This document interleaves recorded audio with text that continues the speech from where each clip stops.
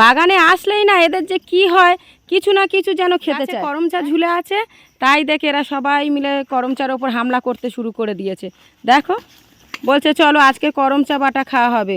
এই আর নিতে হবে না, চলো, অত টক খাওয়া যাবে না, চলো চলো। দেখো কতজন হামলা করছে, দেখো চন্টে নন্টে ফোনটে সবাই মিলে হামলা করছে। আর বেশি নিতে হবে না, অত টক খাওয়া যায় না, চলো চলো।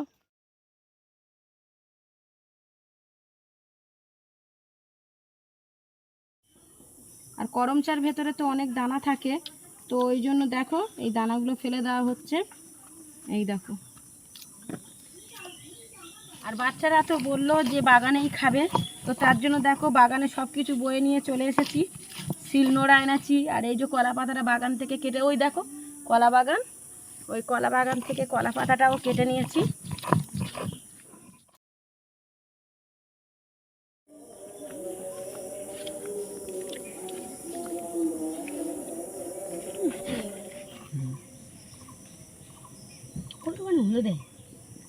একদম হয়ে গেছে,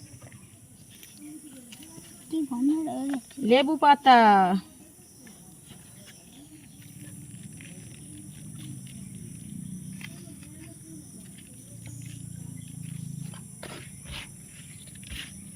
আর বাগানে যতটুকুনি জোগাড় করতে পেরেছিলাম নিয়ে এসেছিলাম।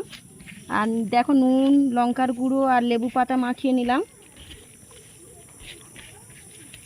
আমাদের করমচা মাখা তো রেডি হয়ে গেছে, দেখতেই পাচ্ছ। আর বাগানে এসে খাবার না স্বাদই আলাদা, আর মজাও আলাদা। এই কি কষ্ট হয় কেন, এই বাগানে সব কিছু নিয়ে আসতে হয়েছে টেনে টেনে। আর দেখতেই পাচ্ছ প্রচণ্ড গরম, দেখো ঘামেতে সব জামা টামা ভিজে গেছে।